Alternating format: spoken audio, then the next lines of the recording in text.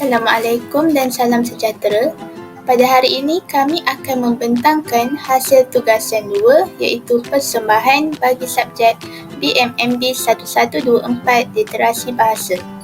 Seperti mana yang kita tahu, literasi bahasa terdiri daripada 2 iaitu literasi menulis dan literasi membaca.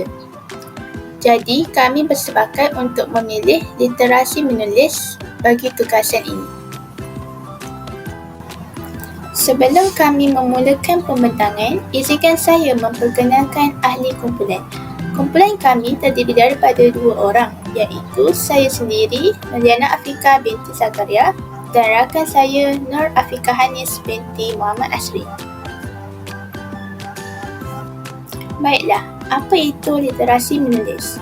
Literasi menulis merupakan lambang-lambang bunyi bahasa yang dipindahkan dalam bentuk grafik bagi melahirkan perasaan, fikiran dan idea.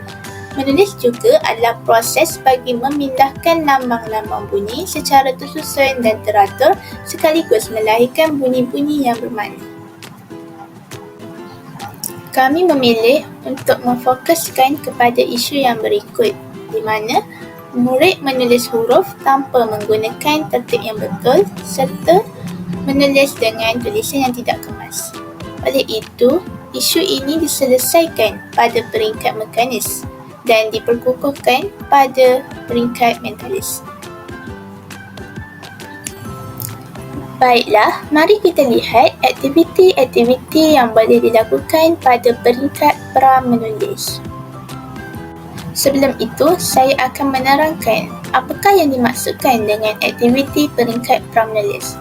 Ia merupakan satu peringkat yang perlu dilalui oleh setiap murid agar dapat bersedia untuk menghasilkan simbol-simbol huruf yang khusus dan boleh diterima oleh setiap kelompok masyarakat. Baiklah, aktiviti yang pertama bagi peringkat pra-menulis ialah cari dan sambung bentuk. Berikut merupakan cara untuk melaksanakan aktiviti ini. Bentuk-bentuk tersebut akan dikumpulkan pada satu tempat. Murid akan mencari bentuk yang sepadan dengan bentuk yang dilukis pada papan hitam. Seterusnya, murid akan menyepit bentuk tersebut di papan hitam. Dan akhir sekali, murid akan mencantum bentuk yang sama sehingga selesai.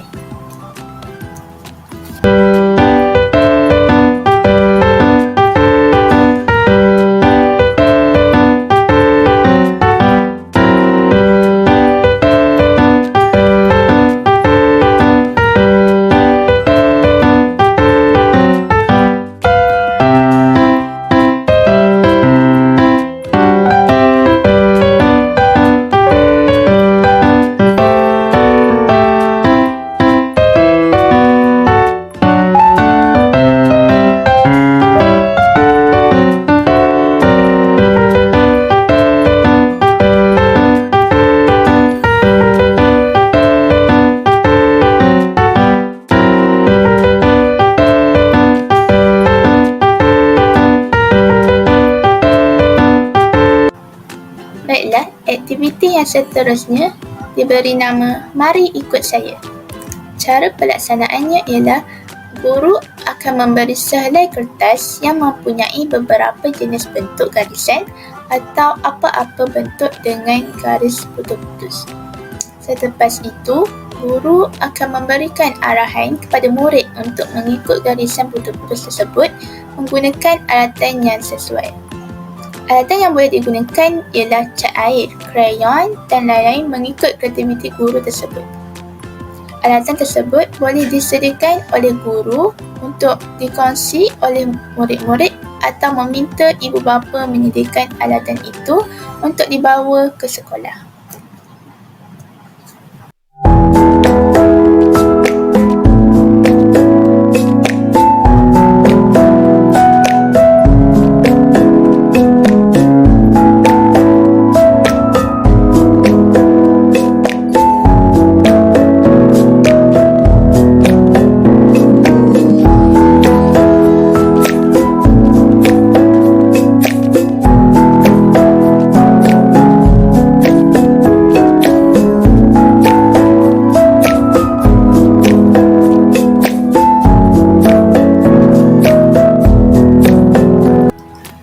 Aktiviti yang ketiga pula diberi nama Mari Lihat Warnanya.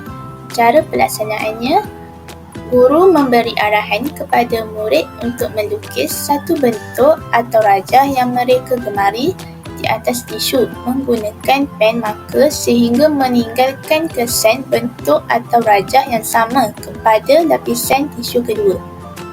Murid diminta untuk mewarnakan bentuk atau rajah tersebut pada lapisan tisu yang kedua menggunakan pen marker berwarna.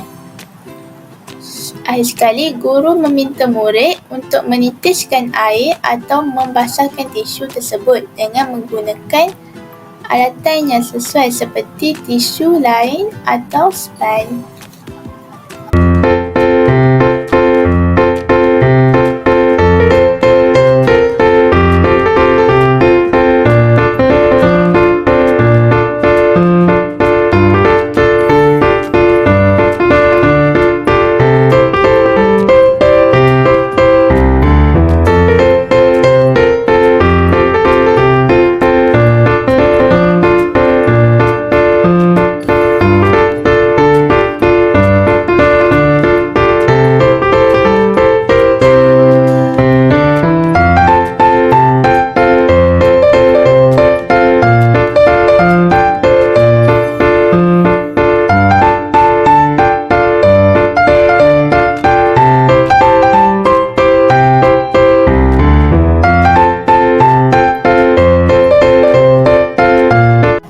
Baiklah, apa yang dipelajari oleh murid pada peringkat pramenulis ini?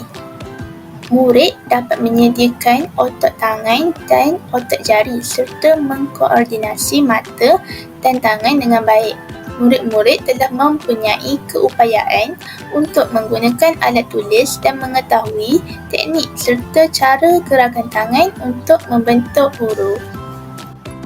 Seterusnya, mari kita lihat aktiviti yang boleh dilakukan pada peringkat mekanis. Aktiviti pertama diberi nama Mari Sambung Titik Huruf.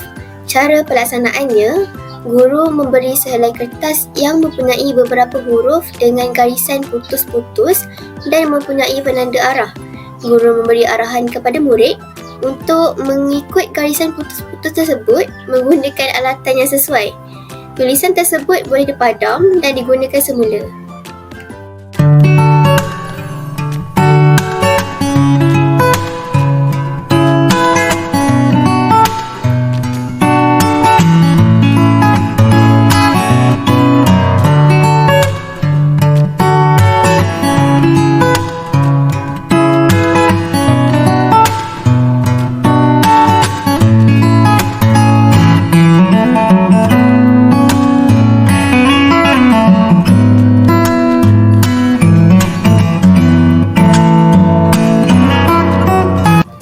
Aktiviti kedua pula diberi nama Kepala, Badan, Ekor.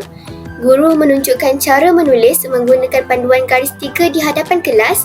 Murid melihat bagaimana guru menulis menggunakan panduan garis 3 tersebut.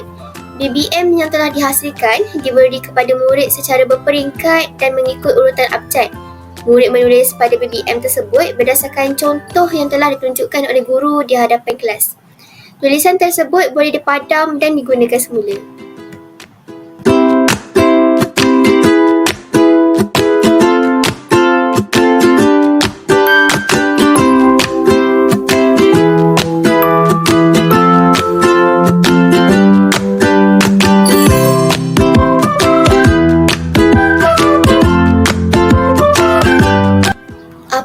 Murid pelajari. Berdasarkan kedua-dua aktiviti pada peringkat mekanis ini, murid dapat menulis dengan baik, kemas dan tulisannya mudah dibaca. Murid dapat menulis dengan saiz tulisan yang sekata. Murid dapat mengetahui teknik dan cara menulis huruf dengan betul. Aktiviti-aktiviti ini berkait dengan teori mentalis. Menurut teori mentalis, murid melakukan aktiviti pembelajaran yang berpusatkan bahan serta dilakukan secara berulang-ulang. Teori mentalis menekankan kepada proses perkembangan pemikiran kanak-kanak. Oleh itu, aktiviti yang dilakukan menurut teori mentalis ini dilakukan secara berperingkat serta mengikut kematangan seseorang. guru boleh mengawal kadar kemajuan perkembangan atau pembelajaran bahasa seseorang murid tersebut. Kita sudah lihat bagaimana aktiviti pada peringkat pra-menulis dan mekanis dilakukan. Oleh itu, mari kita lihat bagaimana pula aktiviti yang boleh dilakukan pada peringkat mentalis. Aktiviti ini diberi nama tarik jangan tak tarik. Murid menarik kertas yang mempunyai tanda anak panah. Murid dapat melihat huruf demi huruf dan mengenal pasti perkataan yang dihasilkan oleh huruf-huruf tersebut. Murid menulis perkataan yang dapat dikenal pastinya dalam ruangan bergaris 3 dan mengulang semula apa yang ditulisnya dalam ruangan tanpa garis.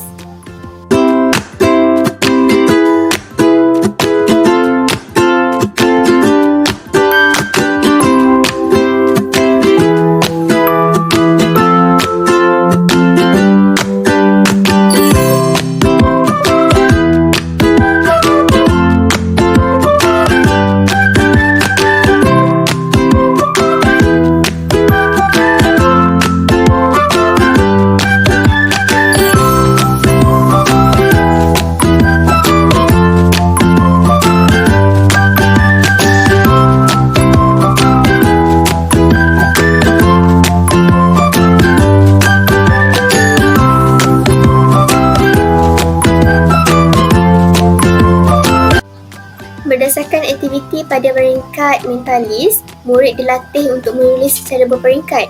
Murid telah pelajari simbol-simbol huruf dan cara menulis yang betul menggunakan buku garis 3. Pada peringkat ini, murid menggunakan apa yang dipelajarinya untuk menyusun huruf, membentuk perkataan serta menulis dengan tulisan yang betul dan jelas.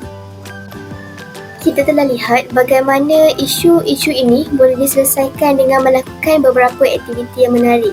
Oleh itu, sekian sahaja daripada kami. Terima kasih.